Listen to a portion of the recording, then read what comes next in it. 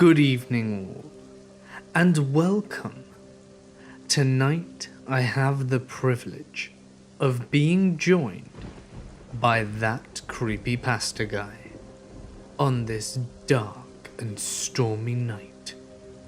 So get comfortable, hold on to your umbrellas, and let the darkness take control. I live in North Dakota. This paranormal experience is not one that personally happened to me, but my family.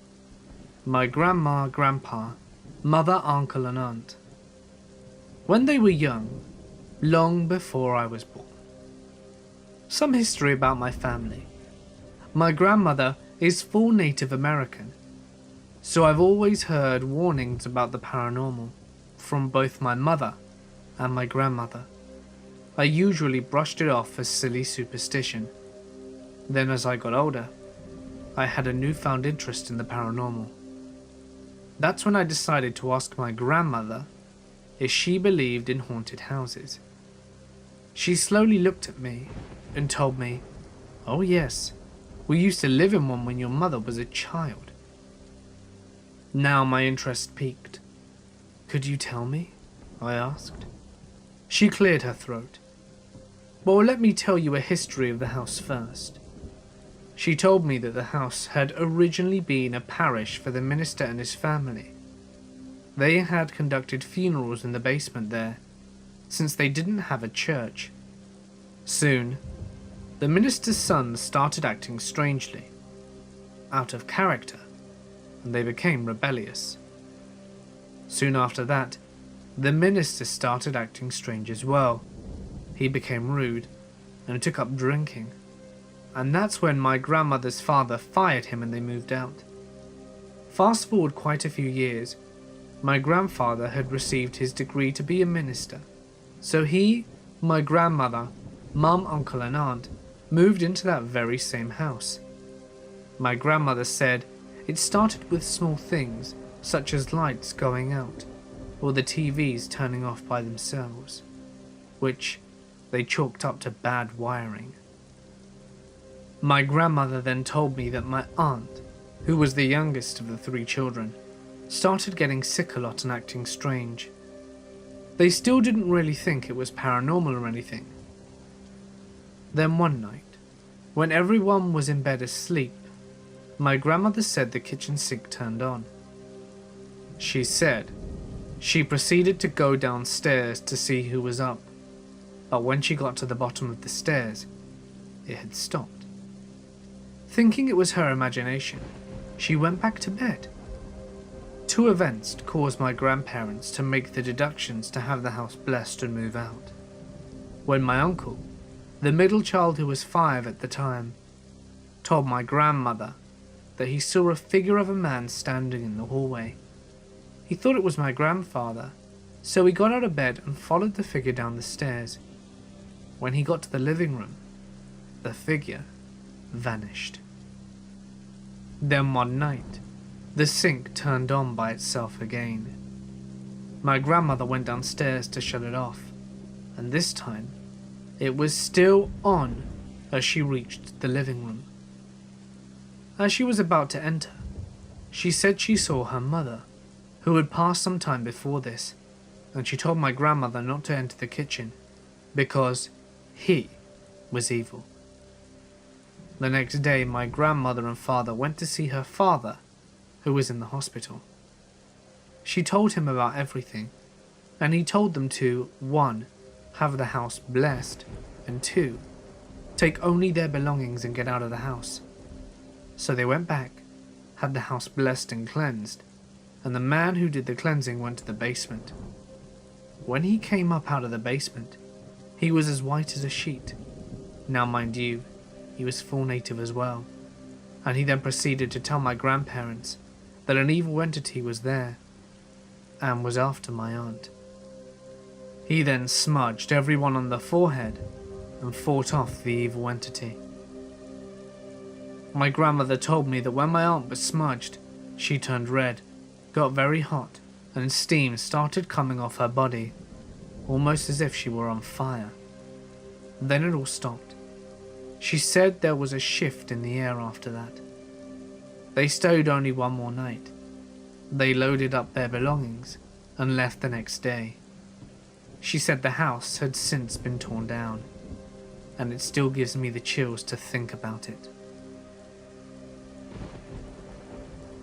To start, I'm a teenage female. I had my own apartment for the first time, having recently moved to a new city to study. I quickly made friends with a group of fun but somewhat troubled teenagers that spent their days loitering at a local coffee shop. One girl I met in particular is who this story is about. I instantly felt a strong sense of caring about her. She's sweet, bubbly, and the moment I met her remains one of my favourite and most clear memories of her. This girl tells me of a man named Mike, who's like a father to her, her words. He wants to adopt her. Let's note, this girl doesn't have an ideal family. Her real father is in jail, and she has a very low self-esteem. I soon met him, and right away I thought he was great. I was being so naive. He was a scary looking biker, had some awesome tattoos, and told some stories of great experiences, travel, and seemed well educated. I thought I was so mature, and I didn't think it was odd that we quickly became good friends. As the girl previously mentioned, she felt safe with him, and we both cared for her. We would drive around, talk about everything. I went to him crying, and he made me feel better within a few hours, when the boy I was dating cheated on me, and then dumped me. I felt powerful having a friend like him. His favourite subject was a girl. He had met her a couple of years prior, by chance, at this coffee shop. She looked exactly like his oldest daughter had that age. He told me that 2 years prior, his oldest daughter, out of 3, had committed suicide. The girl had filled a void. I felt for him and understood. A few months pass, and the girl is staying with him. She is soon to be the legal adoption age, when she can choose to be adopted by him, and he's getting more and more excited. Alongside her, I am the person who's closest to him.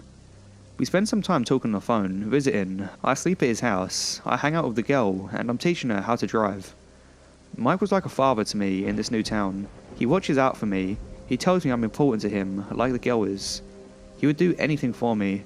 Some of the things he does for me includes letting me leave a project car in his yard, buying parts for it and helping me work on it, and aggressively confronting a boy who took advantage of me while I was intoxicated. Sorry for the huge setup, but it needs to be understood that I trust and look up to Mike with everything I have. 6 months after meeting him, this girl turns of age to be adopted. I'm now staying in a nearby town, not seeing them as much, but still visiting on weekends. I get a call, and he is thrilled to tell me she is asked to be adopted by him, and he wants to have a big party. I'm very excited, and I congratulate him. The last time I saw the girl was a few days before this, and just as our first meeting is vivid in my memory, so is our last goodbye. A few days later, I hear she's been reported missing and Mike is gone, ignoring my texts and eventually deleting his social media. Everyone is in a panic. This girl is adored by everyone, and is as innocent as they come. This is the start of 2 months of major anxiety and guilt, and hurt like Mike had left me. I thought he was there for me. For some reason, I still don't think he would do anything to hurt her. He loved and protected her. Until a couple of weeks later on Facebook, I see a comment of one of the articles. The police are now searching for Mike, wanting to question him, although he's not a suspect. A girl has commented, "I am Mike's daughter. Can someone please get me in touch with the family immediately? He is dangerous. I do not believe she's safe with him." What the hell? I message her right away, give her the girl's grandmother's number, and ask her what she means by "he's dangerous." As we talk, I learn a few things. He never had 3 daughters, only 2. This girl I'm talking to is the oldest. When she was a child, he sexually abused her, and the girl who I care so much about is a spitting image of his real daughter when she was a teenager. They had a falling out about 2 years prior, the time of his oldest daughter's suicide. I also learned that the girl certainly had not wanted to be adopted. She had thought this was too much, however she was being groomed and enjoyed the gifts. Someone who would give her whatever she wanted, a father figure while hers was not around. I suddenly am thinking about all the red flags. How could I have been so stupid? He had talked about his time in the Angels. He'd put a man in hospital shortly before I met him after a bar argument. He spent his days hanging around this coffee shop with teenagers. I have experiences with creepy and dangerous men of all ages. He totally had me fooled. I think of the times he told me he cared about me as he did her. The times he picked me up drunk from parties, drank at my house, I slept at his house. Never did he once say or do anything inappropriate, but he had always been overly protective. The police and news reporters are calling me almost daily, asking me what I know about him, asking for all the details. I ignore the reporters. fearing he will see me on TV. He is eventually found, questioned and released, not a suspect. He disappeared again and I never spoke with him. 2 months after this lovely girl goes missing, her body is found. It's deemed a homicide. This was 1 year ago. There are no leads, and there's no other info released by the police. I have not heard from Mike. There have been many crazy theories since then, lots of speculation. I don't want to believe that he did it, and he has not been arrested and made a suspect, but everyone thinks that he's very likely. He lied about many things. I learnt the truth from his real daughter, and can't possibly include it all here. I wonder where he is. I wonder if one day I'll be minding my own business and he will appear. Something in me still doesn't want to believe he could hurt me. Something else wonders, could it be my body found? But the worst part is the tremendous guilt I feel. I was with him all the time. I spent time with these two. Why didn't I intervene? I'm so sorry. So old man, let's not meet again. Although I do miss you. Talk about internal conflict. My name is Robbie. Before I start, I must tell some of the backstory to this event. My experience happened at my great-grandmother's house in western Louisiana. Her property was nestled on the border of the Clear Creek Wildlife Management Area. This meant my cousins and I had free range on woods that were posted, meaning that hunting and fishing was not allowed in these protected lands. Although we never hunted or fished, we took advantage of the pristine creeks and ponds that were excellent for swimming during the hot summer months. My great-grandmother, which she preferred everyone to call her Granny, even our guests, owned a small white house on 100 acres of land and lived by herself. She had 6 grandsons, with my father being the oldest, and we got together frequently during the summer months and on holiday.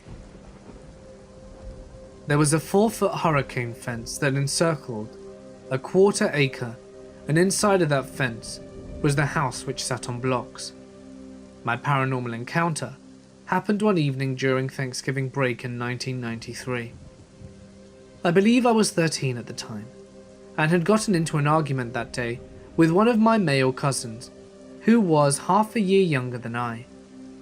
So I decided to take a walk by myself on one of the many trails behind the property to clear my mind. I liked playing with my cousins, but I did enjoy my time alone in the woods as well, finding and tracking deer, climbing trees, and just laying down in the thick pine straw and taking in the sound of nature. I'd usually like to be out of the woods by dark, so I decided to head home. As I exited the trailhead area and neared the gate where my parents' van was parked, I noticed most of the background noise had died away. This startled me, because I had never heard such quietness in these woods. As I approached the gate, I saw movement from the front of the van. I blew it off and kept walking, thinking it was one of my cousins trying to scare me. As I got closer, I quickly figured out that it wasn't one of my cousins standing there. Near the hood of the van was a tall dark figure, at least 7 feet tall, with red eyes, and what looked to be a brim hat. Its body was looking like a 3-dimensional shadow. Instantly I was frozen with fear. My brain just couldn't process what my eyes were seeing. Slowly, I could feel my legs starting to shake uncontrollably. Its gaze was powerful and deep. Then it took one step towards me and let out this low, deep hiss. A split second later, my fight or flight instinct took over. Let's just say my fight lost.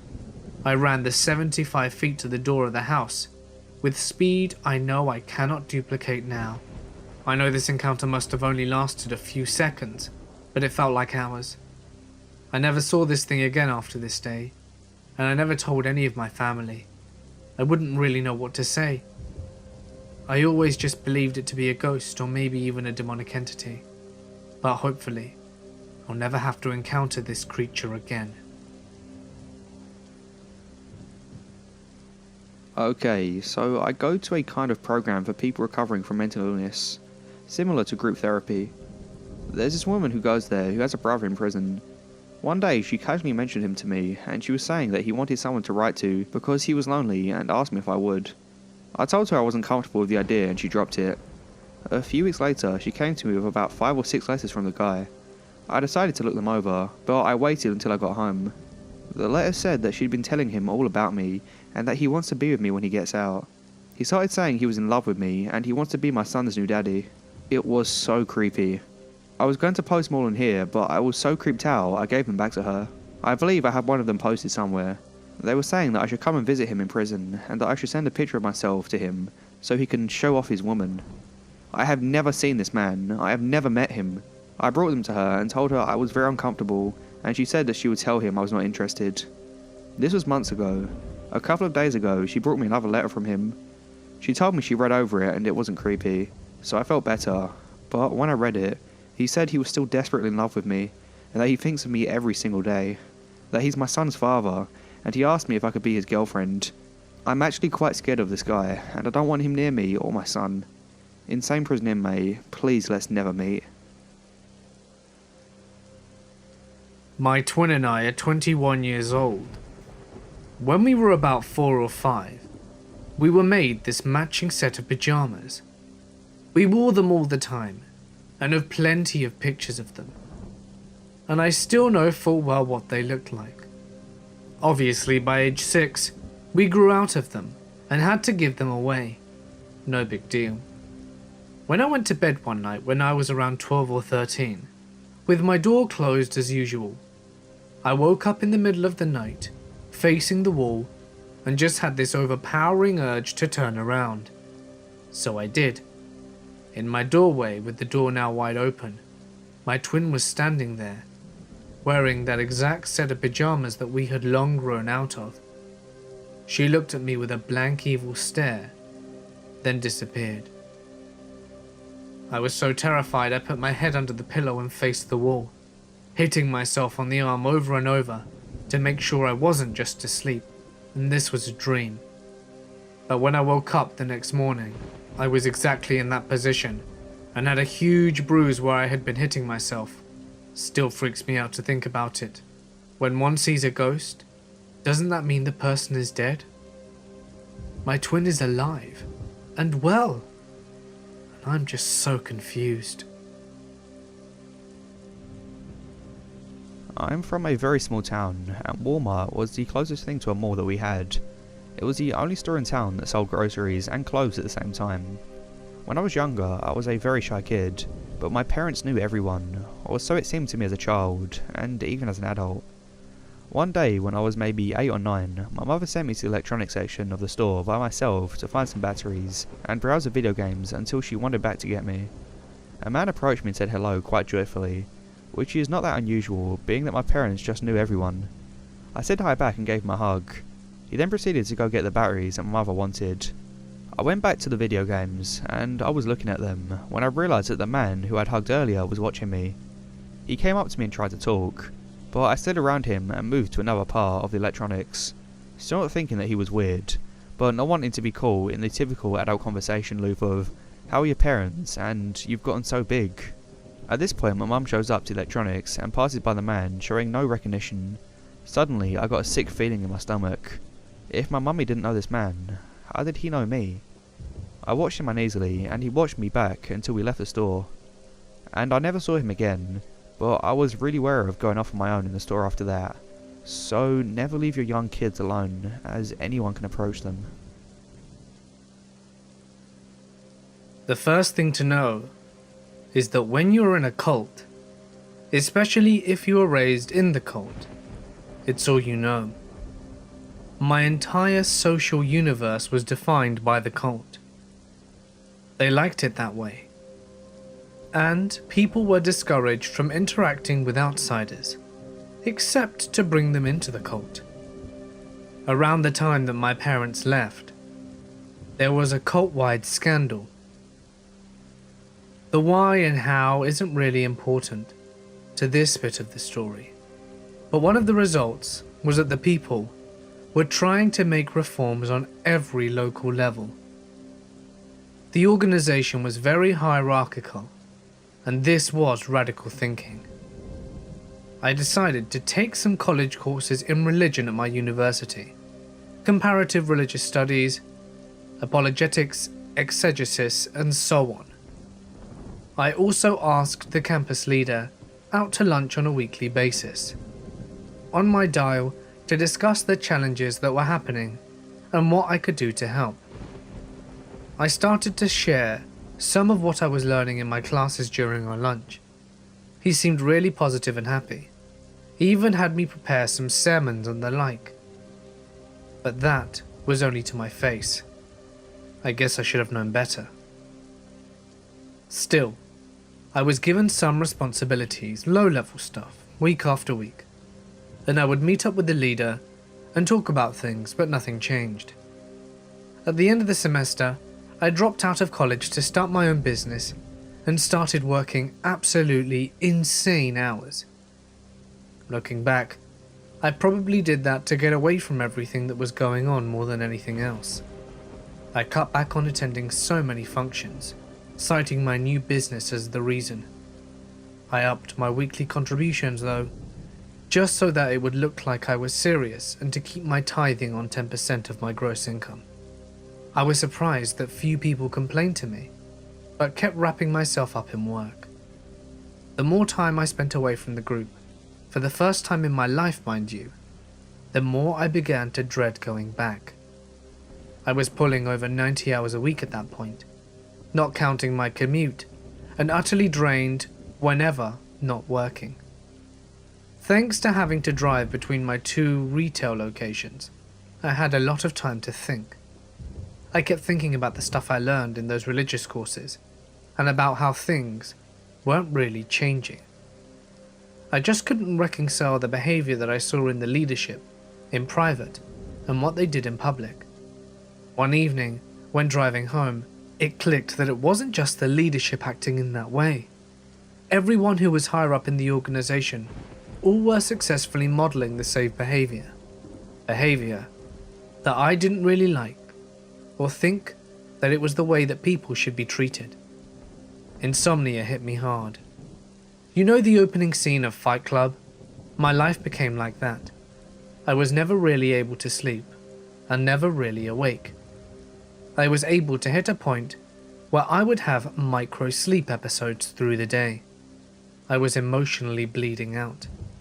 Then the hallucinations started. Or more accurately, I began to dream while awake. Not good for business or your sanity. I tried to reach out to people, friends, that I had grown up with, and it was hard to even begin to explain what I was going through. And I was shocked cold when they stopped me and asked how my Bible studies were going, and told me that I should spend more time at cult events and with my discipler. I started journaling, something I highly recommend, and got in the habit of reading back over the last few weeks every so often. I noticed a pattern in who called me and what they were asking. I was always called several times to make sure I went to the midweek group meeting, which was when we tithed. It looked like people had actually made a schedule of who should call me and when.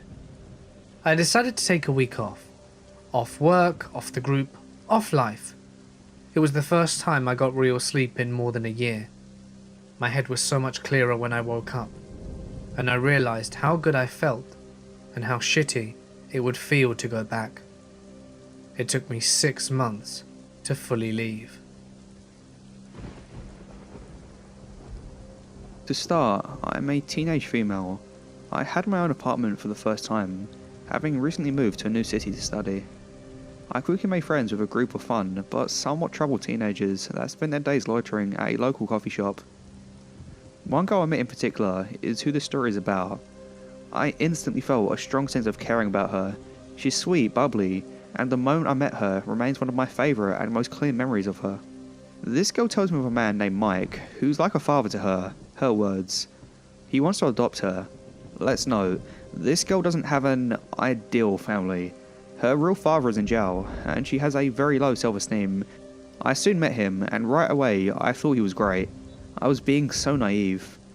He was a scary looking biker, had some awesome tattoos, and told some stories of great experiences travel, and seemed well educated. I thought I was so mature, and I didn't think it was odd that we quickly became good friends.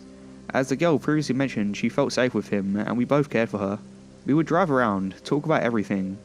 I went to him crying, and he made me feel better within a few hours when the boy I was dating cheated on me and then dumped me.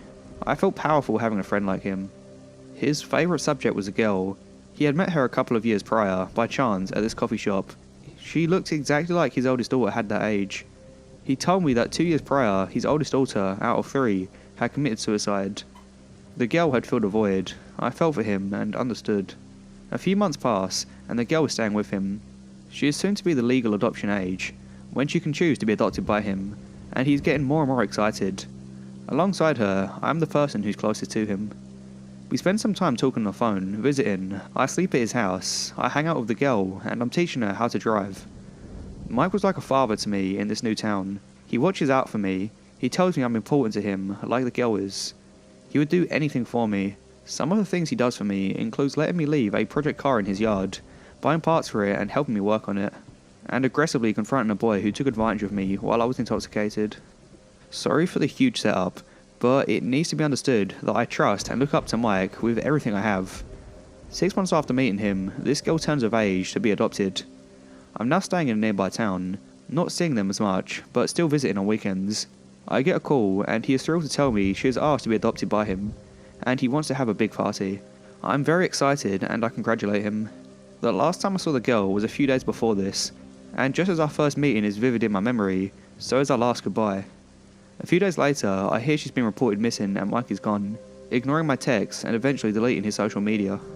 Everyone is in a panic. This girl is adored by everyone, and is as innocent as they come. This is the start of 2 months of major anxiety and guilt, and hurt like Mike had left me.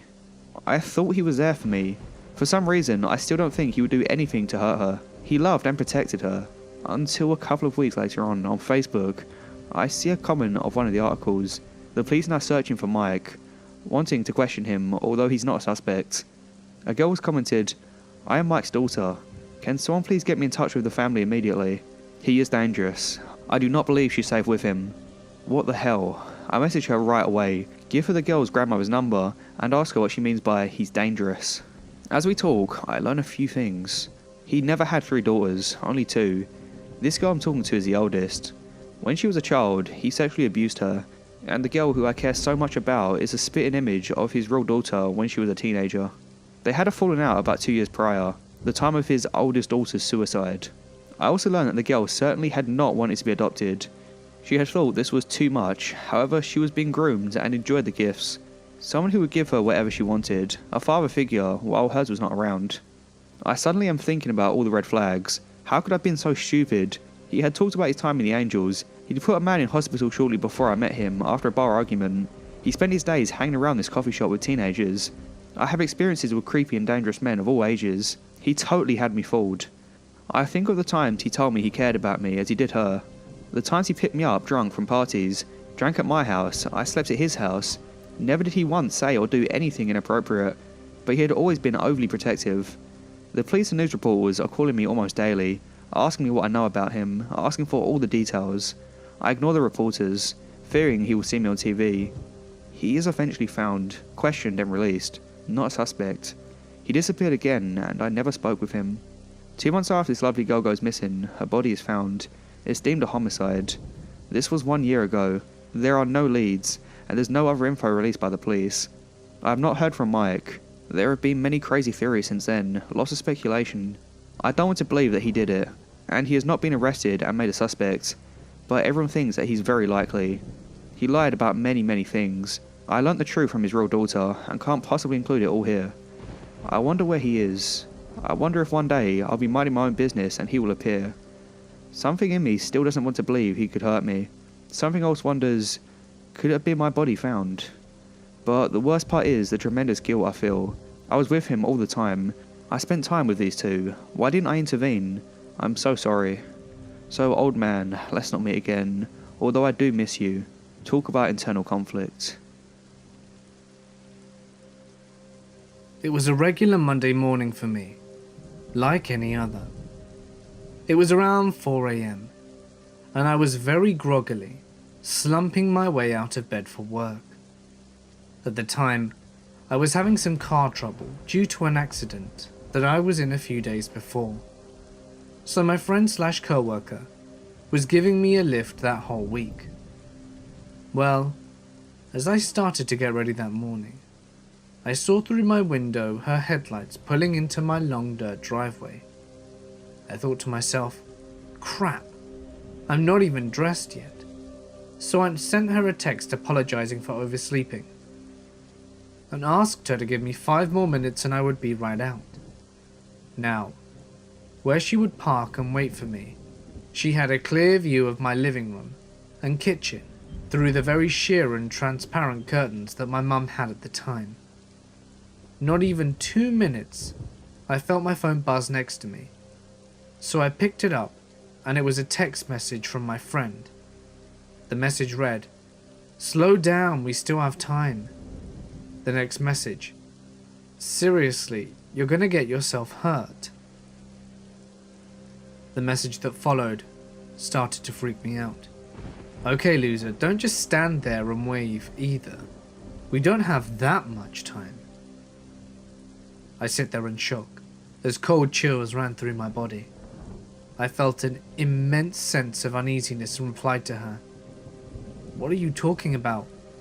I can't find my shoe. I've been searching in my room the whole time. I haven't even stepped out of the living room yet." She replies, "Oh my god, really? Whatever, just hurry up, I'm getting creeped out." That reply doesn't surprise me. My friend is very sensitive to paranormal things, and she refuses to enter my house, for it makes her go into a panic attack. So I run outside feeling a little bit creeped out and climb into the car. Her. "So this whole time you've been in your room?" "Yes," I reply. "What did you see?" She just started staring at me and was trying to figure out if I was pulling off some kind of joke. "Oh, just spit it out. I know you saw something," I say. So she goes, "I saw something running back and forth in your house. Even kind of playful now that I think about it. At a moment, it even stopped, tilted its head to the side and waved. I thought you said you were home alone today." "I am, or at least, I thought I was," I replied, and we never spoke about it again.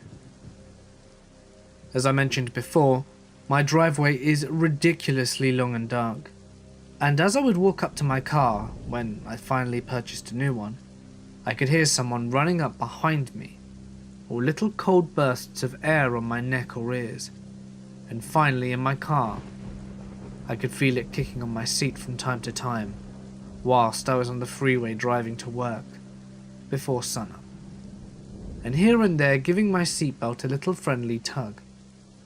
When my sister-in-law moved in with my niece and nephew, I remember catching my niece running around the house at night, just giggling and having a blast in complete darkness, or I'd find her at the dinner table, chatting away in gibberish also into darkness, and she was 3. This happened to me when I was about 8 or 9 years old, and to this day is one of the most disturbing and confusing encounters I've ever had. It was a very hot afternoon during summer vacation, and I decided to have a lemonade stand down the street from my house. My friend and I rode our bikes 2 blocks away and set up shop. A few hours passed, and she decided she had to go home for dinner. It was starting to get a little dark out, and I was left to pack up the little table and lemonade pitchers by myself. Then, a man walked up to me. He was about 30-something years old, and had a very strange expression on his face, like he was smiling and wide-eyed. He walked up very close to me, and I will never forget what he said. "What would happen if you had no skin?" I was taken aback, and just responded, I'm not sure. And he said, "What would happen if you had no heart? Then what would happen if you had no toes? What would happen if you had no eyes?" He kept getting closer and closer to me, and still had something very, very off about his facial expression. I was naive and young, and although I didn't realise how creepy this really was, I felt really uncomfortable and started grabbing all of my stuff. Because I had so many things, I couldn't ride my bike home. I had to wheel it next to me. When I started walking away towards my house, the man started following behind me, still not saying anything except asking me what would happen if I didn't have certain body parts. When I sped up, he did too.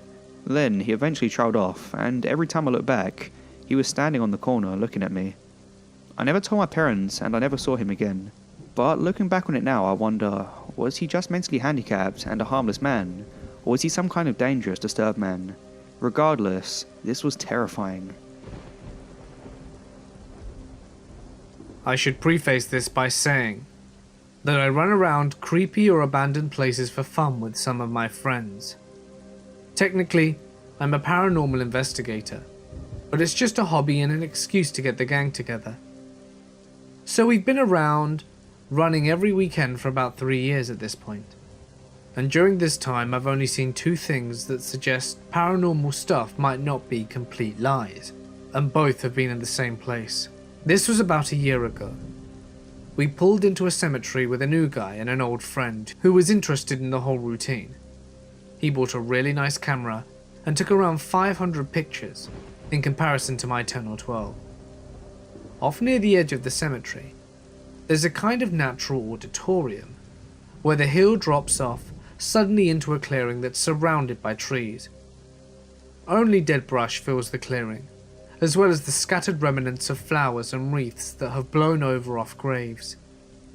3 of us are standing there on top of the auditorium, because in the 2 years that we'd been frequenting this place, that spot always gave off a weird vibe.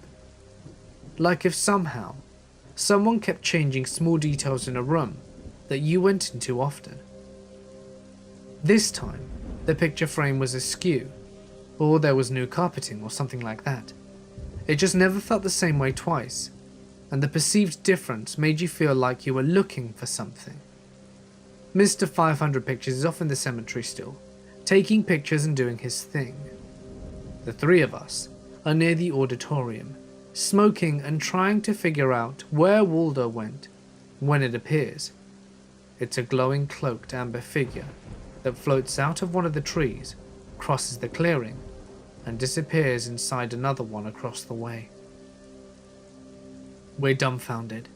I was actually holding a camera in my hands at that moment, but I was too surprised and taken aback to even consider that I should photograph it.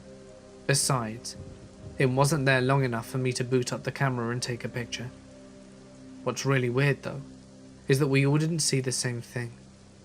My buddy didn't see an amber figure, but instead described it as a collection of angry static-like lines. The new guy didn't see anything. I've considered that it could be some kind of pressure change that could theoretically cause certain neurons to fire in the optical lobe or optic nerve. But why would it happen to the 3 of us? And why would we all experience and perceive different things? Let me preface this by saying that I'm a female corrections officer. I'm about 5'3". I've worked in a large county jail for going on 13 years now, and in my time there, I've had some harrowing experiences and met some extremely creepy and violent individuals. However, all of the strange situations I've been in, there's one that I find especially disturbing in retrospect. I was 20 at the time, and barely off probation. I was young and stupid, and didn't have the experience I needed to truly understand how dangerous my job was at that point. I was working the night shift, 10:30 PM till 7 AM, locked in a room with dozens of inmates and nothing but a handheld radio to protect me. The pod I was assigned to housed 72 inmates. State law says you're supposed to have 1 officer for 48 inmates. In actuality, we have 2 pods side by side with 72 inmates. There's 1 officer assigned to each pod, and a 3rd officer who's supposed to float back and forth between the 2 housing units. This 3rd officer is hardly ever present until lunchtime. They're inevitably assigned to some other random detail in the faculty, escorting inmates, supervising, trustees, etc. Now you might assume that jails are divided into types of criminals, i.e. misdemeanors housed separately from felons, but this is only the case after someone goes to court and gets convicted. Most people in county jail are still awaiting trial, so they're all mixed up together. The guy with unpaid parking tickets might be cellmates with a murderer. You'll never know. So you never really know who you're dealing with until you look them up. To paint a picture of the environment, the pod itself is like a college dorm. There's a large central day room with 2 tiers of individual rooms circling the perimeter. There's a stairway on either side of the pod leading to the 2nd tier. Right beside one stairway is a bathroom and shower area. Now this is what we call a direct inmate supervision setup. So the officer is locked in the pod with the inmates. Theoretically, your sister pod next door should be keeping an eye on you. There's a glass wall between the two pods, but in reality they usually don't have time to remember you exit. Back in the day, we locked all the inmates into their cells every night at midnight, and they stayed in until breakfast time around 4 AM. On the day this story occurred, I was assigned to a floor that housed male inmates. We have both males and females in the faculty.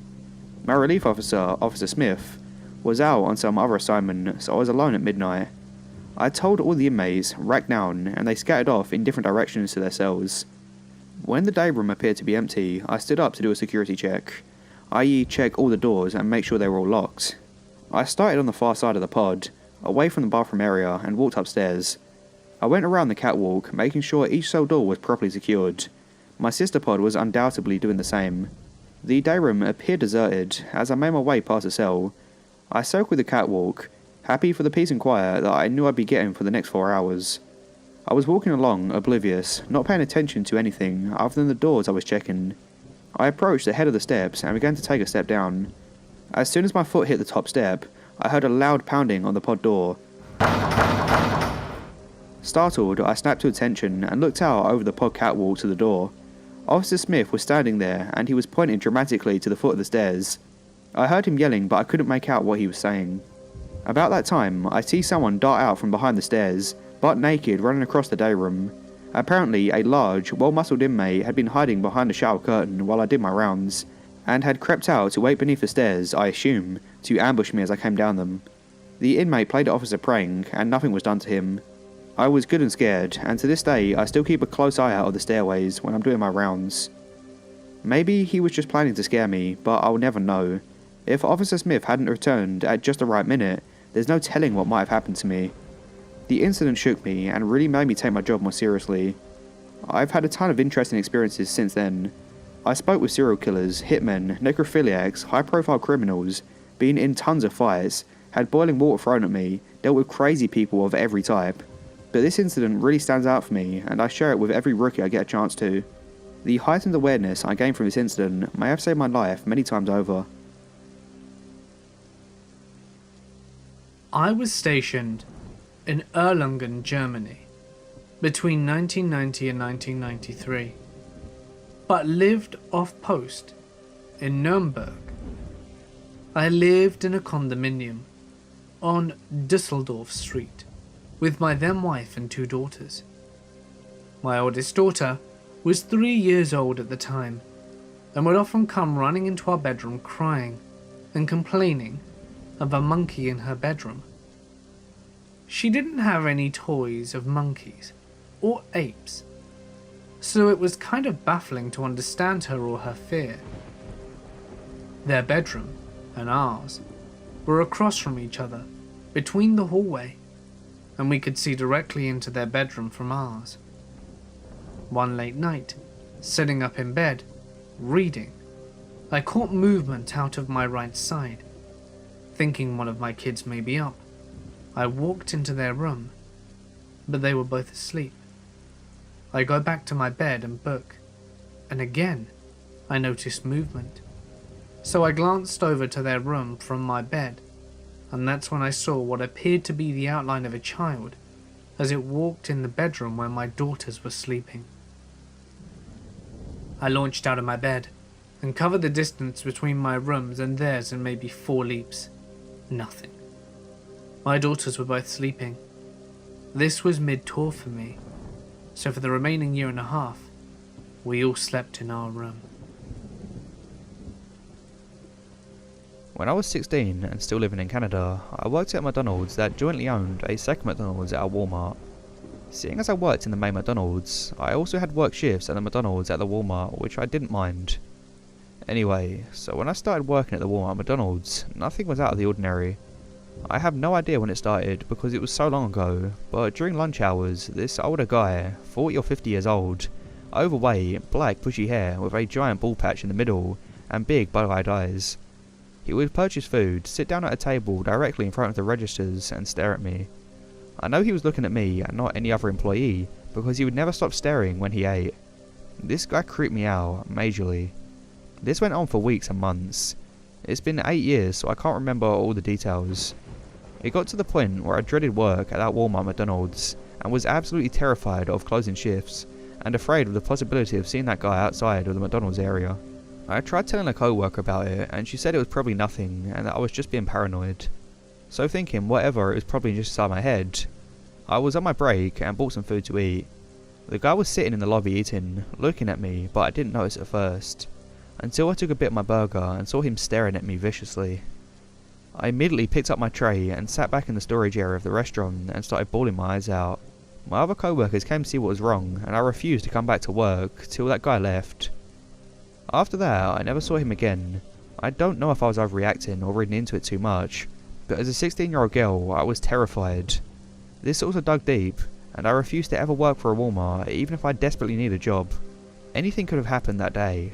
I was 16 and vulnerable, so who knows what his intentions were. I was born into the Worldwide Church of God. It was started by an insurance salesman in the 1930s, maybe late 1920s, over the radio. Herbert W. Armstrong, our pastor general, at its peak, was literally worldwide.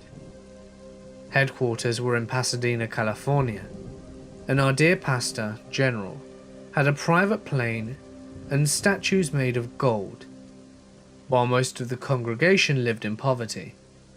A tithing of 20% was mandatory. For those of you who don't know, it's like an optional tax. They make you pay 20%.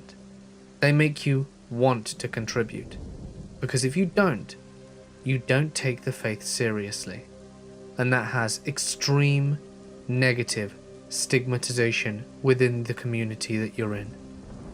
Every third year, it was 30%. It was a mixture of Jehovah's Witness with whatever controlled the masses mixed in. Pure Old Testament. We kept the Sabbath from Friday night sundown until Saturday night sundown. No Christmas, no Easter. We kept the true holy days.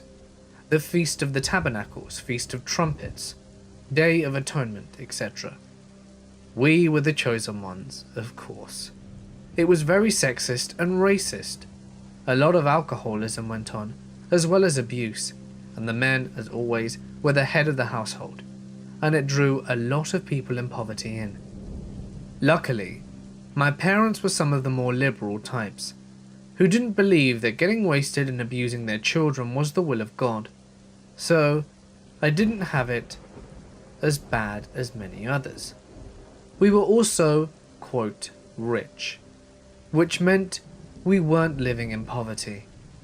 In the mid-1990s, it split up due to a change in doctrine and is now a shell of what it used to be, due to the many splinter groups. They all believe in pretty much the same thing, except who should be in power. Luckily for me, my whole family left in the late 90s and are all agnostic or dislike organized religion. Women's were Jezebels with no brain and couldn't be trusted. Men were to rule with an iron fist, whilst drunk, but no one talked about that. Involvement with outsiders was strongly discouraged, and if you married someone from outside the church, you ran the risk of being disfellowshipped. If a woman wanted to leave her abusive husband, she was told to just do what she had to do or accept the punishment. Medicine was also discouraged along with vaccines. The end times were predicted many times, and our place of safety was Petra, Jordan. I could go on about the tragedies that went on in the name of God, but it was all pretty much the same as any super conservative extreme Christian church. Thank the universe I got out at 19 along with my family. Others were not so lucky. My story and I got out. I now have a great life, but still feel a little bitter towards the church, though I am well aware it could have gone much worse. I thank my parents for being sane in an insane church. As soon as I was sure my laptop was dead, I ran to school and frantically tried to locate the quickest, most economical replacement so I would be able to continue to meet my med school's IT requirement and resume my studies. I located a Walmart about 35 minutes away in the distant burbs of the city I just made my home, where I could find a brand name laptop for $250 that I could pick up the same evening. Fearing for my academic future, I forked over the dough and just jumped in my car. The 10-mile drive from the highway was all used car lots, thrift stores and double wides. I arrived at my destination with a fairly nuanced opinion on why this pickup location had met my price criteria. I came in the front door of the Walmart in my usual kit, black jeans, tank top, shades. Several different women, who all called me baby, directed me to the electronics counter, where another woman informed baby that baby's laptop order could not be filled as a consequence of demand. I took off my shades. I hadn't come this far to leave empty-handed. "I'd like to look at the laptops you have in stock," I told the lady. She waved her hand and up stepped the guy. I think the reason I let him stand so close to me was the fact that his arms were half as long as the average person's arms, and it momentarily shifted my perspective. We walked over to the laptop aisle, so close that I kinda kept tripping over him. Then he turned and looked at me straight in the eyes, like a fortune teller or a seer, and pronounced, "Your pupils are really huge." "I take medication that makes my pupils really huge for ADHD. I replied, "I know, they're always like that. They're really big. Are you not used to being outside during the day?" I didn't know what to do with that one. I just figured it was foul ball. I don't follow it. "I used to be law enforcement," the guy says, smiling widely. "What do you do?" Was that supposed to make you feel better? I was trying to imagine him handcuffing someone with those tiny arms. It seemed difficult. "I'm a med student." He nodded and said something about laptops. I also said things about laptops. "So you're old enough to drink?" he asked me. I could smell his breath. Generally, dead things smell better. "Yes." "How old are you?" 26. "Do you like horses or motorcycles?" "I don't actually like either of those things." "I used to do both of those things," he said. "Do you have a boyfriend?" He's leaning closer now. I'm so close to the laptop. I need that laptop. "Yeah, I've been with a guy for 5 years." "Well, congratulations." He says it like we're at a bloody bar mitzvah or something. He leans into the laptop cage and pulls out my desired laptop. "You're a real stand-up gal for not dumping him, you know. I was with a girl for a long time. We lived together and everything, but it didn't work out." "Oh," I said, reaching for the laptop. He smiles and I realise A, his pupils are the same size as mine, and B, he has horrible teeth. "Long story short, she went to prison," he said.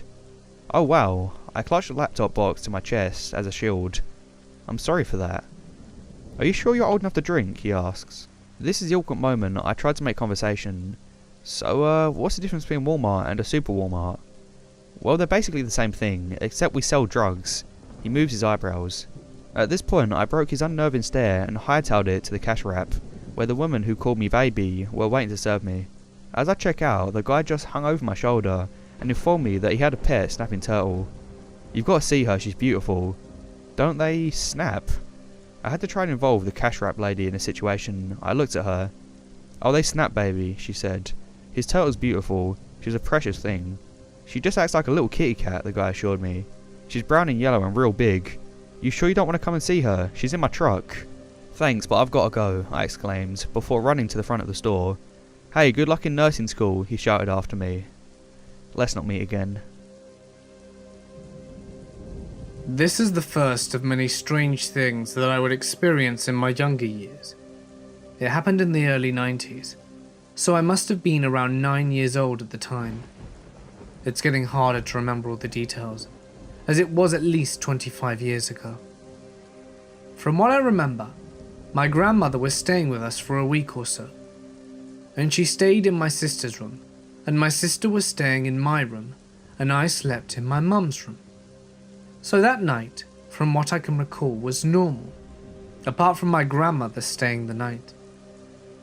So we all go to bed that night, and my mum was lying next to me, and I lay awake, as I did all the time when I was a kid. I remember I used to keep action figures under my pillow, so that I could play with them whilst I was supposed to be asleep. I didn't know what started all of this, but I remember all of a sudden, I saw things start moving around the room. Like things doing flips, flying around and looking at me. Some of these things looked like cartoons, but not like watching them on TV, but like in a kid's book. I was laying there with a blanket, covering my whole body except my eyes. It was strange, because the things I was seeing were things that were meant to be happy and cheerful, but it was the exact opposite. So the way the room was set up, the headboard of the bed was right against the back wall. Laying there, the windows were on my left, and the closet was on my mum's right, and just beside that was the door to the hallway. Keep in mind I was with my mum the whole time, so I think I went to wake her up, because I really had to pee. So I leaned over to shake her awake, and what I saw in the closet was a large cartoonish looking boy sitting in the closet smiling at me. It looked like one of those overstuffed animals you get in a fair or something. Like just not right. As the things in the room were doing tricks and flying around, the boy in the closet would clap his hands and smile, and put his hand in his mouth, as if he were trying to hold back his excitement. I know it doesn't sound scary, but it was so real. At one point I remember something that looked like Slimer from the Ghostbusters movie, but it was a grey-haired Slimer that was flying around the roof, just above me doing flips and spinning and smiling. I looked back at the boy in the closet, and he was clapping and smiling and looking at me. Now this has to be the most scariest and strangest part of the night. So I looked to the left side of the bed, and it looked like a fairy was climbing up on my side of the bed. And it was about the size of a toy Barbie, or something smaller perhaps. So I freaked out and flicked it off my side of the bed, and I remembered feeling it when it hit the tip of my fingers. I will never forget that to this day. So again, I'm here wide awake and really scared, but I have to pee so badly. So I wake up my mum and say, "Mum, I have to pee, but there are things all over the room." She says it's okay, it's just your imagination, and tells me to go to the bathroom. I don't know what happened, but I was able to get up and run out the door and into the bathroom. When I came back into the room, they were still there. Nothing changed. So I just tucked myself in and tried to go to sleep. Nothing happened after that. Strange things persisted for many years, even to this day. I think about it all the time, and I've met 2 other people that have had very similar experiences. So, I've been creeping for the last few days, thoroughly scared shitless, and realised I had my own weirdo story. I'm not going to speculate on what might have happened though, because he could just have been incredibly awkward. This is 14 years ago. I was 19 and just moved into my first real house, not a dorm, with roommates that I picked. We decided to head to Walmart to pick up some house things and whatnot. 6 of us go. It is myself plus 4 female roommates and 1 roommate's boyfriend. We'll call him Daniel. We head to Walmart in my 89 Bronco, the most badass vehicle ever, I just have to say. We get there and start shopping in a perfectly normal fashion. I mean, we're being loud and obnoxious young adults, but that shit's normal. Now, for this story's sake, I need to let you know that I'm a talker. I talk to everyone. I compliment strangers, say hello if we make eye contact while walking, that sort of thing. I will not say that I do not know a stranger, because I'm terribly shy when I'm alone. But when in a group, I'm very outgoing and friendly. And that was my mistake this evening. We're 2 hours in, and we pass this dude. Probably our age, but one can never tell. As I glance up, we make eye contact, so I feel obliged to say, "Hiya." And we all go about our merry way, only he went about our merry way. We're all in the store for a solid 45 minutes, haven't gotten halfway through, and he crosses our path again. He walks up to me with his head down, like with his chin on his chest, takes out his hand and says, "Here," and then rushes away. It's his phone number. Oh man, that's super sweet. I feel bad having no intention of calling him, but it was a super sweet gesture, or so I thought. It has now been the better part of 2 hours, going down every aisle, discussing as adults what we do and don't need. We thought we were so grown. Let's discuss whether these trash bags are cost efficient before buying them, in a group, all huddled up like adults do. And we cross his path again.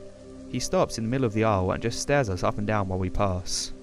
I'm a little weirded out, and so is Daniel, the roomie's boyfriend. He grabs my hand and starts acting like he's my boyfriend. The guy proceeds to follow us throughout the remainder of our journey. We get to the checkout, there are 5 girls, each with a full cart. Poor cashier, I know she was just done. And we see him 4 lanes away checking out with a soda. Daniel was getting uneasy and pissed off, so he grabs my waist and loudly shouts, "Let's go, babe," or some silly shit like that, and we all walk out. He walks out with us. We get to my car and begin loading things, and this guy goes to his car and just sits there staring at us. Daniel is now standing near the back of the car with a rubber mallet, just smacking it into his hand like he's a fucking mobster or something, thinking this will make the guy leave. It didn't. We finish loading and pile in to head out. I turn my vehicle on, and the dude starts his vehicle as well. We pull out and head home normally until Daniel, who has been watching these headlights like a fucking hawk, says, "Don't go home, drive to the police station or a firehouse or something. That guy's been behind us since we left the Walmart." All 5 of the 19-year-old girls he's in the car with start freaking the fuck out. This dude stays with us until we turn into a fire station. He kept going. We sat in the parking lot for a good 20 or 30 minutes, looking to see if he drives back by. He doesn't, and we head home. This event is why I haven't been into a Walmart in 14 years. I still talk to random strangers though, I can't help it, I really like people. But I don't want to see the creepy Walmart guy again. About 5 months ago, I got home from work at around 10 PM. And to enter the living room, you have to walk past the basement stairs. I did so, without actually looking straight down them, but had full vision of them. There was a huge brown head at the bottom of the stairs, opening and closing its mouth. I took about 5 steps past the stairs before it caught up with me, and then I was scared that it was a person in my basement. I called a friend of mine to come over. She did. We didn't find anything there. All the doors were locked and nothing had been moved. A few months after I was watching TV upstairs before work, I heard a noise, like something had been thrown across the room in my basement. I froze for a second, looked around, and saw that all of my pets were in the same room as me. I called my friend again, told her to stay on the line as I checked out the basement. All the doors were locked, nothing was moved, and I've heard that noise, and it sounded like someone was throwing something large and heavy at the wall, about 5 more times. I still haven't figured out what it was, and I haven't seen the face again, but I always feel someone watching me when I'm in the kitchen at the top of the stairs. I am a female corrections officer, prison guard or CO, in a state with a relatively high number of death row inmates. However, few executions are actually carried out. I used to work for a large county, but I work for a different agency now. This county was my first CO job years ago, but before that I worked in retail and customer service while studying criminal justice, so I was really green. I used to be very liberal. I'm still liberal about a lot of things, but the job does change your perspective for most people. One thing that I used to believe very strongly was that no human being could truly be evil. This particular jail is one of the oldest in the country, so parts of it have a totally linear layout. What I mean is that you have a long stretch of corridor with cells on either side, so the COs have to walk up and down to supervise the inmates. As you can imagine, these linear layouts are not in style anymore, because you can't see every cell at the same time, but every inmate can see you. I have to say that units like this are extremely creepy too. I'm going to call this corridor the condos. We didn't call it that, but I do not want to share the exact term which is specific to this jail. Less than 10 years ago, a quadruple stabbing homicide happened not far from where I grew up. The murderer Michaels described it as a butchering, and he killed his former girlfriend, her family and the neighbour, because he came over and heard the screams. When the police found Michael soaked in blood, and asked him what happened, he said, "It's obvious, I just killed everyone." The cop said he seemed completely emotionless when he said it. At that time, I had only been a CO for 4 months, and our facility had received him as a pre-trial detainee.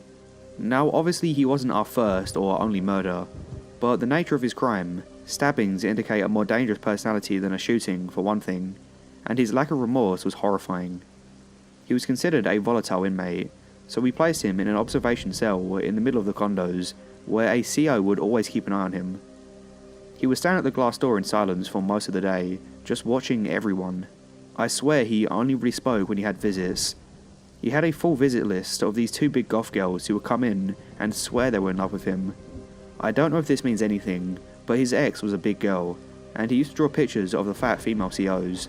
For no, he was skinny and white with brown hair. One day, I was working as a utilities officer, basically a floater who receives people for breaks and helps out as needed. At this jail, utilities officers also got away with a ton of downtime and BSing. I was hanging out at the end of the condos, where you could look down and see a lot of the jail, talking to another officer on duty. As they say, there are no secrets in jail, plus I was aware there were points throughout the jail where you could hear very well into neighbouring cells, that sort of thing. We were being pretty quiet though, plus we stood a good 50 yards from Michael's observation cell.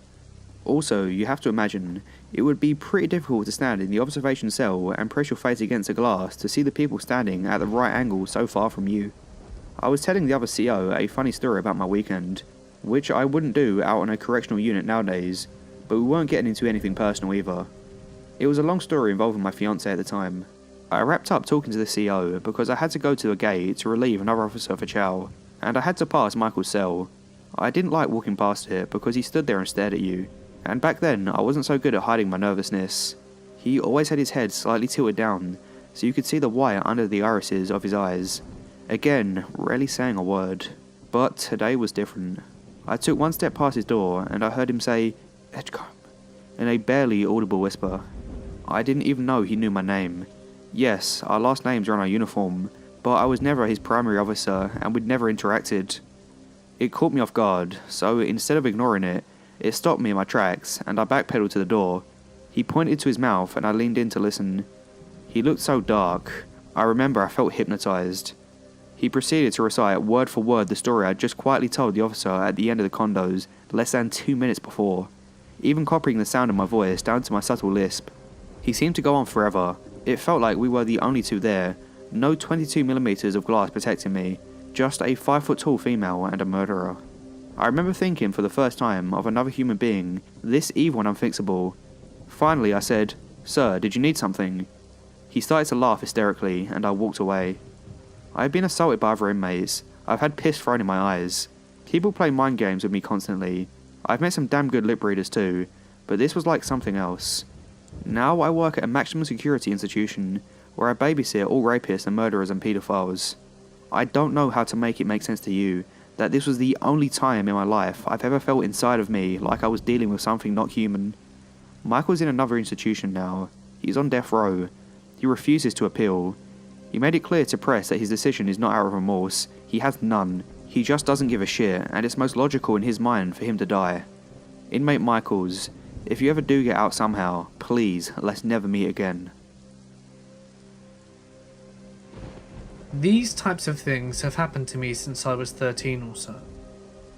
In just about every house that I've lived, as we moved a lot growing up.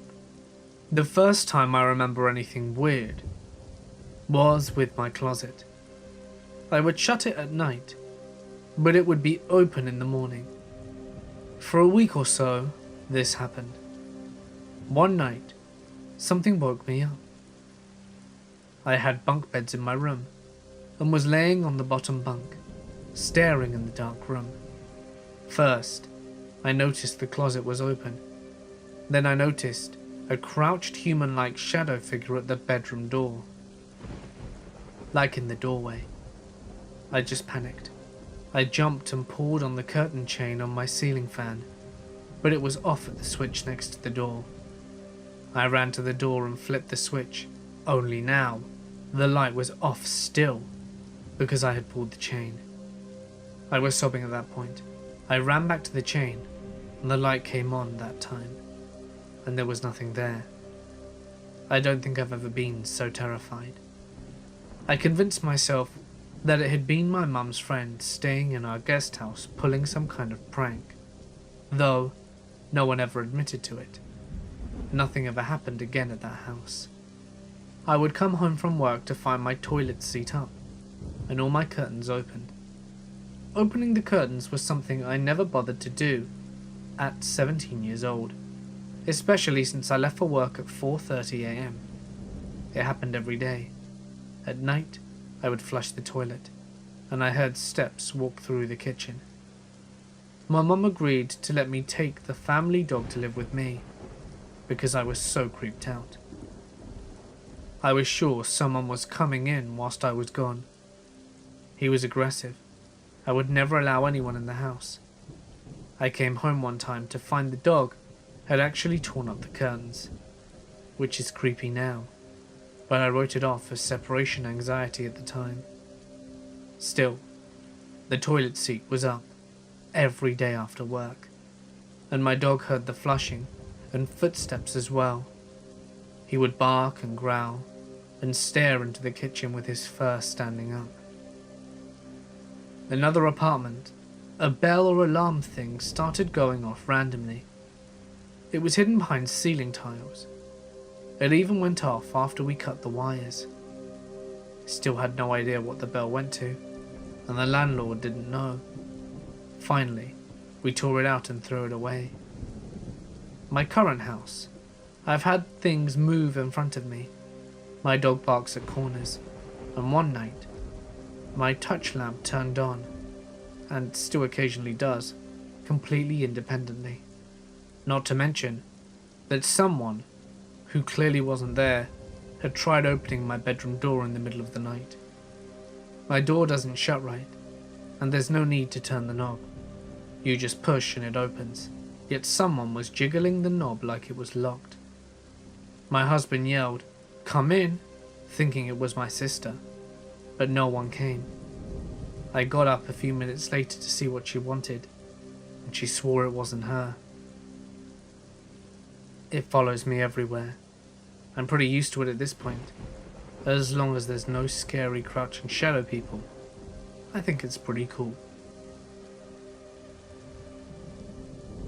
As soon as I was sure my laptop was dead, I ran to school and frantically tried to locate the quickest, most economical replacement so I would be able to continue to meet my med school's IT requirement and resume my studies. I located a Walmart about 35 minutes away in the distant burbs of the city I just made my home, where I could find a brand name laptop for $250 that I could pick up the same evening. Fearing for my academic future, I forked over the dough and just jumped in my car. The 10-mile drive from the highway was all used car lots, thrift stores and double wides. I arrived at my destination with a fairly nuanced opinion on why this pickup location had met my price criteria. I came in the front door of the Walmart in my usual kit, black jeans, tank top, shades. Several different women, who all called me baby, directed me to the electronics counter, where another woman informed baby that baby's laptop order could not be filled as a consequence of demand. I took off my shades. I hadn't come this far to leave empty-handed. "I'd like to look at the laptops you have in stock," I told the lady. She waved her hand and up stepped the guy. I think the reason I let him stand so close to me was the fact that his arms were half as long as the average person's arms, and it momentarily shifted my perspective. We walked over to the laptop aisle, so close that I kinda kept tripping over him. Then he turned and looked at me straight in the eyes, like a fortune teller or a seer, and pronounced, "Your pupils are really huge." "I take medication that makes my pupils really huge for ADHD. I replied, "I know, they're always like that. They're really big. Are you not used to being outside during the day?" I didn't know what to do with that one. I just figured it was foul ball. I don't follow it. "I used to be law enforcement," the guy says, smiling widely. "What do you do?" Was that supposed to make you feel better? I was trying to imagine him handcuffing someone with those tiny arms. It seemed difficult. "I'm a med student." He nodded and said something about laptops. I also said things about laptops. "So you're old enough to drink?" he asked me. I could smell his breath. Generally, dead things smell better. "Yes." "How old are you?" 26. "Do you like horses or motorcycles?" "I don't actually like either of those things." "I used to do both of those things," he said. "Do you have a boyfriend?" He's leaning closer now. I'm so close to the laptop. I need that laptop. "Yeah, I've been with a guy for 5 years." "Well, congratulations. Is it like we're at a bloody bar mitzvah or something?" He leans into the laptop cage and pulls out my desired laptop. "You're a real stand-up gal for not dumping him, you know. I was with a girl for a long time. We lived together and everything, but it didn't work out." "Oh," I said, reaching for the laptop. He smiles and I realise A, his pupils are the same size as mine, and B, he has horrible teeth. "Long story short, she went to prison," he said. "Oh wow." I clutched the laptop box to my chest as a shield. "I'm sorry for that." "Are you sure you're old enough to drink?" he asks. This is the awkward moment I tried to make conversation. So, what's the difference between Walmart and a super Walmart? Well, they're basically the same thing, except we sell drugs. He moves his eyebrows. At this point, I broke his unnerving stare and hightailed it to the cash wrap, where the woman who called me baby were waiting to serve me. As I check out, the guy just hung over my shoulder and informed me that he had a pet snapping turtle. You've got to see her, she's beautiful. Don't they snap? I had to try and involve the cash wrap lady in the situation. I looked at her. Oh, they snap, baby, she said. His turtle's beautiful. She's a precious thing. She just acts like a little kitty cat, the guy assured me. She's brown and yellow and real big. You sure you don't want to come and see her? She's in my truck. Thanks, but I've got to go, I exclaimed, before running to the front of the store. Hey, good luck in nursing school, he shouted after me. Let's not meet again. My family moved into an old house that was 200 years old when I was around 10.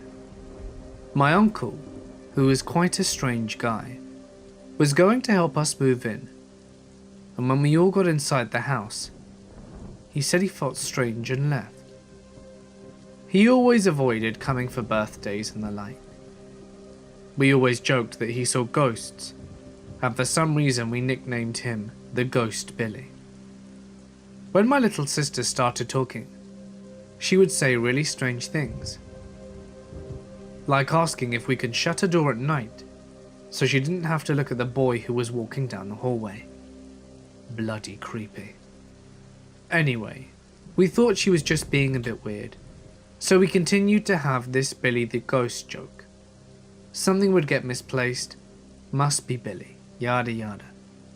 A few years later, we ripped up the flooring because we wanted to go back to the original hardwood that had been covered up ages ago by the old owners. And if you know anything about old houses, you know that they used to insulate the floor with newspaper when newspapers just became a thing. Decided to read some articles for fun, talking about the first ever refrigerators, really cool things like that. Until we got to the creepy part.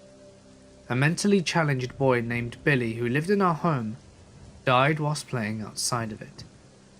I saw a lot of shit growing up in that house, but I'm not a huge ghost believer. The newspaper was a bloody creepy coincidence though, given that for years we had an ongoing Billy the Ghost joke. Uncle also ended up telling us years later that when he pulled down the driveway and was outside the house, he just got this awful feeling and swore he saw a little boy in a window. At my elementary school, we usually took 2 or 3 field trips a year. We went to normal places like the zoo, the park, or a historical place, but the school decided to do something out of the ordinary. The school, for some reason, thought a good place for a field trip would be a local jail. Nothing like being 8 or 9 and going to a place where criminals live. My classmates and I were walked to the jail by teachers. We were greeted by an officer, and he began to give us a tour of the jail. We were took to a room, and they showed us the cameras around the jail. The tour went on and on. We had reached a pair of metal doors, and the police officer turned to us. He asked something like, "Is anyone uncomfortable with seeing prisoners?" Of course, nobody said anything, and we went inside. He typed the code, and the first set of doors opened. He typed in another password and opened the second set of doors. We walked in, and we could see prisoners having lunch behind the glass. We weren't in any danger. They were a few hundred feet away, and there was glass separating us. The glass had to be at least a few inches thick, and it was bulletproof. The officer began to tell us about the food they ate when my friend nudged me. I turned to her. She had a nervous expression. I smiled, and she seemed to calm down. I turned my attention back to the officer, only to feel her nudge me again. I mumbled something like, "Pay attention." She started nudging me harder and harder, until it felt like she was going to push me over. She whispered my name, sounding panicked. I turned to see what it was, and I saw a guy looking at me. The guy had his gaze fixed on me intently. I heard a rustling sound, and looked to see he was wearing handcuffs and leg cuffs. This guy was no more than 40 feet away from us. When I looked back up, our eyes met, and a smile stretched onto his face. The smile reminded me of Ted Bundy. The guy looked around real quickly before starting to walk towards me. He was stopped by the police officer leading him and the others, and the police officer with us walked over to me and had his hand on his taser, and was looking at the guy as he was dragged into the room. When the field trip was over, my friend told me that one of the guys had put his finger to his neck while smiling at her and made a slicing motion. I have so many questions. Who was that guy? What was he in for? What did he want with me? The questions that will probably never be answered. So creepy prison guy, let's not meet again. I wasn't in a cult, but the mother of the girl I work with was in one. She sent my co-worker to this summer camp hosted by a cult. So, she gets there, and for the first few days all the girls were just like, yeah, right, like, I'm just gonna believe this nonsense. She told me they did a lot of one-to-one counselling, which managed to convert a few of the girls. They then used these girls to manipulate others, doing things like belittling the non-believers and trying to shun them from the group. I remember she said they were only allowed to call their family in emergency situations, so I guess they were trying to separate them from any emotional or moral support that they could break easier. My co-worker managed to sneak into the phone area at night sometimes and call her dad, who wasn't in the cult, but he thought she was making things up and over-exaggerating. I forget some of the other stuff. But I remember the point of the camp was to try and turn these girls into the cult's equivalent of a nun, and have them sent to a convent-type place once they were done with the camp. My co-worker only got out by financially convincing her dad that some ridiculous shit was going on and that she needed to get out of there. I live in a small village in the very north of Scotland, so large shops and resources are a far distance. For that reason, I usually rely on the internet shopping to get me my needs. I needed to buy a backpack for school when I leave for university, one better than what I already have. So I turned to Craigslist as I normally do. As a student, I prefer going for the cheap option. Craigslist usually provides that. After looking for a short while, I came across a really good looking bag at only £15. I thought this was an absolute steal, so I phoned the seller. Immediately what struck me was this guy's accent. It was obvious he wasn't Scottish, or even from the UK. He sounded Polish or something, I'm still not sure. He said he was from Glasgow. That's at least 5 hours by car from where I live, but when I told him the area I was from, reluctantly he offered to come to my house to give it to me. This all seemed strange, being that the sale was only for £15. Nonetheless, I foolishly gave him my address. He said he'd drop it by later on that day. Skipping forward about 7 hours to like 10 PM, I was thinking that he wasn't going to come, but at around 10:20 there was a chap at the door. Surprised it was so late, I looked out the window round to the front door, just to be sure, and sure enough it was a young guy standing with a backpack in his hand. Slightly relieved that it wasn't a robber, I went to the door and opened it. It was this guy on the phone for sure, the accent confirmed it. He said, "Hey, here it is." I smiled and took out my wallet, taking out 30 because of the trouble he went to come here and the condition of the bag. He smiled and opened his arms, as if he wanted a hug. Being a gay guy, I rarely turned down a hug and just assumed it was a cultural thing, so I hugged him and he left. I was still confused that he came all this way just for £15, but I didn't find it overly strange. Boy was I wrong. At around midnight I was finishing another episode of 24 and was ready to go to bed. From outside the house I hear a car door shut, which was really weird for this time of night in my area. The nearest house is like a quarter mile away and I rarely see people that live there. I paused the TV and went over to the window to see who it was. I recognised the car being a green sedan that the guy had, but he wasn't there. No one was. It was at this point when I heard the back gate opening. I fucking nearly shit myself. I ran quietly to the kitchen where the back door is, staying low down the way there to avoid whoever was seeing me from the kitchen window. I usually don't lock both doors till I go to bed, so both were still unlocked. I grabbed the keys from the counter and quickly locked the door. As I did, I got a fright of the security light turning on in the back garden. It's a motion sensor that turns it on. I looked up to see it was him again. He had a creepy smile on his face, no teeth showing, just a smile. I stood up and shouted, "Whoa dude, what the hell were you doing up there?" He said nothing and just smiled, looking directly at me. I found myself just staring at him until the situation actually kicked in and I took the keys from the back door, then bolted to the front door to lock it. About halfway to the front door, I heard a window smash in the kitchen. My stomach ached at the fact he's probably making his way into my house. I made a turn to go up the stairs towards the toilet so I could lock myself in there. When in the toilet, I heard him stumbling and broken glass falling to the floor. He was in my house. I pulled my phone out my pocket and quickly dialed 999, told them of the situation as fast as I could, and they said they'll get officers out to me as fast as possible. The police station was just up from my village, so I knew someone would get here generally quick. The operator asked me to stay on the phone until someone arrived.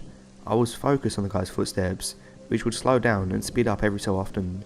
He eventually walked up the stairs and tried to open the bathroom door. When he realised it was locked, he said, "Ah, I know you're in there, Cameron." Hearing him say my name just made my stomach turn. I screamed, "The police are coming, just get back and F off, man."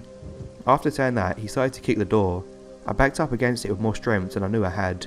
Then, in the distance, I heard sirens and the blue lights reflecting on the bathroom windows. He continued to kick the door, but then I heard the car doors outside open and fast footsteps. I heard the front door open and then, "Police officer with a taser, drop the knife." Again I felt sick, knowing he had a knife. It sounded as if he started running back downstairs, then I heard the taser go off, and the guy screaming, and then a thump. After he came through, they officially arrested him for attempted murder and trespassing. I have pressed charges, but the fact is, he won't get any more than 7 months in jail. After that, he'll be free to come right back. I'm now trying to sell my house and get out of here as soon as possible. I grew up in a house that was haunted. We no longer live there, but my parents owned the house for over 15 years. Growing up, we would hear and see a number of things that are most definitely not explained. Here are a few examples. I once heard heavy footsteps walking around my house whilst I was in bed, only to have them stop at my door, and then it went dead silent.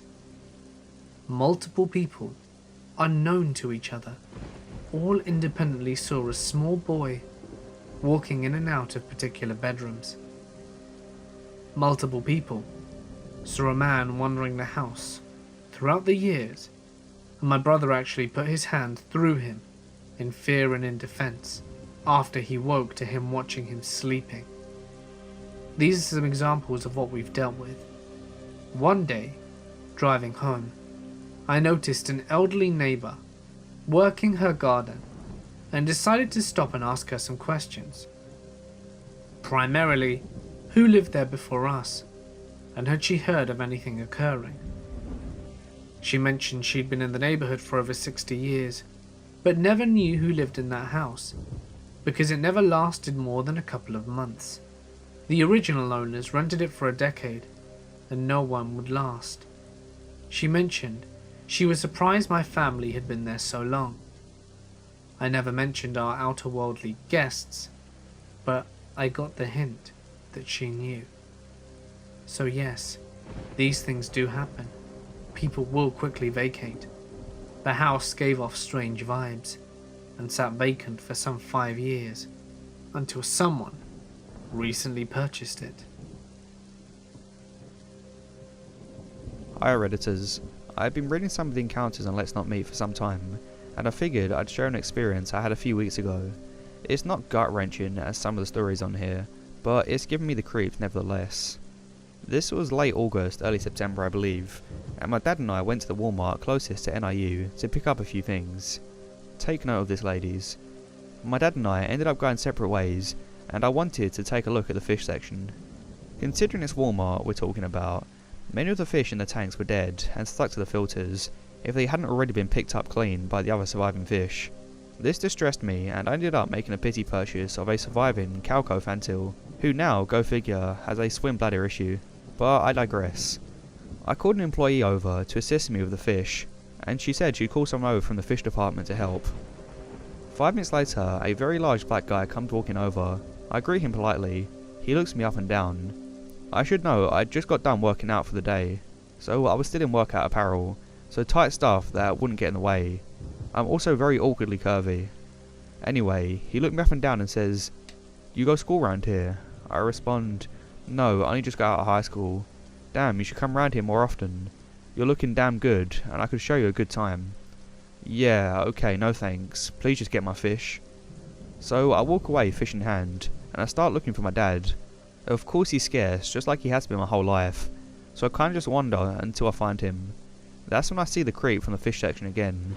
He's with another employee, a guy, and I pretend I don't see them, until I see them looking at me. I double take, and the creep's friend waves at me. I kind of just sheepishly nod and continue looking for my dad. Not even 3 minutes later, I'm making my way towards the men's section, that I see them again, and start to wonder if they're following me. At this point, I'm severely creeped out and decide to head for the checkout just so I can get out of there. As the cashier was checking out my fish and fish accessories, I bring up to him the conditions of the tanks. He radios the manager to take a look, and when the manager leaves, I bring up to him that I think I was being followed. He explains to me that it wasn't the first time he'd heard that, and that the creep was actually a few lanes over, still with his friend. He said, "I'll make sure you're not followed, don't worry about it." As I was leaving the store, I didn't get more than 15 feet away from the register before I heard a loud, "Hey!" Not like, "Hey man, how are you?" but more the kind of, "What the hell do you think you're doing?" kind of hey. I turn and see the creep and his friend quickly retreating back to wherever they came from. Sure enough, they had been trying to follow me out the store into the dark parking lot. I thanked the cashier immensely and left. When I get to the truck, sure enough, my dad was sitting here checking his emails. Of course, I was steamed. I tell him what happened, and he brushes it off. He says, "You're a pretty girl, you'll be hit on your whole life. Don't worry about it this one time. Thanks, Dad." My wife and I were asleep one night, and I woke up suddenly and felt like someone was at the foot of our bed. I opened my eyes and saw a woman who looked like she was dressed in all white nun clothes. The strangest thing was that her hands, legs were also white. Her eyes and around her eyes were jet black, with black tears dripping down her face. She was at the foot of my bed, and she slowly turned towards me and just started. Not being fully awake yet, my brain couldn't quite fully be afraid, but was instead curious and confused as to why there was another person in the room. I sat up and reached towards the woman, trying to figure out if she was real or not. When my hand reached her face, she disappeared. My wife woke up at this point and asked me what I was doing. All I could say is that I thought I saw something. We both laid back down facing each other and closed our eyes. Not a minute later, we both heard this guttural growl or roar that sounded like a mix between a bear and a lion and a howler monkey, emanating from behind our headboard. There's nothing behind the wall, since it's outside on a second story. She immediately began screaming, and I searched the house from top to bottom. We never found out what made that noise, and it took us a while to sleep in our bedroom again. This happened a few years ago, around 2011. My parents were looking for new jobs at the time, and found pretty decent ones about 2 hours away from home. None of my sisters wanted to move, but reluctantly, they packed up their things and joined my parents on their new adventure. I didn't like the new location, so I decided to stay home alone. However, some days I would feel very alone and bored without my sisters. I'm very close with all of them, and miss them constantly. So I would go visit them for a week every month. One night, I remember being home alone in their new apartment. My parents were still at work, as well as 2 of my sisters. The younger girls were out with friends, and I didn't like going out, so I stayed home. I remember being in the living room, on the computer and having the television on, mostly for background noise, but I would get into shows every now and then. As it got darker, I turned on the living room light, but every other light remained off. I was focused on the computer screen, scrolling through my Facebook, when all of a sudden from the corner of my eye, I thought I saw someone walk from my parents' bedroom to the room across the hall. I turned on the hallway light and went to each room, turning on lights and checking for my sisters. They were all empty. No one was home. I turned off all the lights again and returned to the computer. Not even a minute after I sat down from the corner of my eye, I saw the same black shadow walk from my sister's room towards the kitchen. I stood up again and walked towards the kitchen, turned on the light, and saw nothing. I walked to the pantry room and opened the door. Nothing. What the hell? I turned off the kitchen light again, but decided to leave the hallway light on this time. As I sat back down, now feeling a little unnerved, I tried to focus on the computer screen once more. A few minutes passed by, and I was starting to think it was just my mind playing tricks on me, when again, out of the corner of my eye, I saw the shadow. This time I was able to make out its long hair, and it was about the same length as my 14-year-old sister. It appeared to be the shadow of a little girl. When I turned my head to look directly at it, it vanished. When my sisters finally got home, I asked them if they've ever felt weird or heard noises when they were home alone, and they started regaling me with their own experiences of noises they would hear in the bedroom when no one was around, or shadowy figures walking from room to room. Two of my sisters told me that their new friends from around other apartments had told them that there used to be a cemetery close by when the apartment complex was first being constructed. I think some of the apartments were actually built on old burial sites.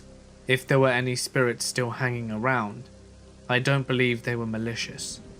They certainly never made us feel as if we were in any kind of danger.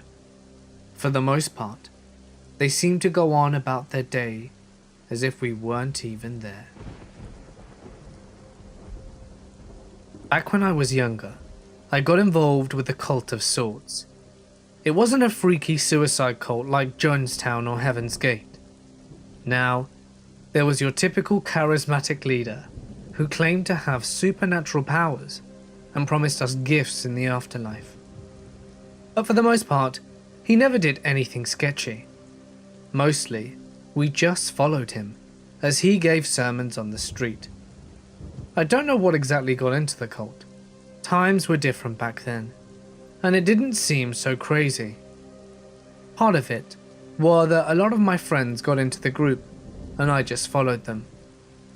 A much larger part of it was that there were always a ton of hot girls around, and at that point in my life, I didn't have much to hold on to, and he gave me something to believe in.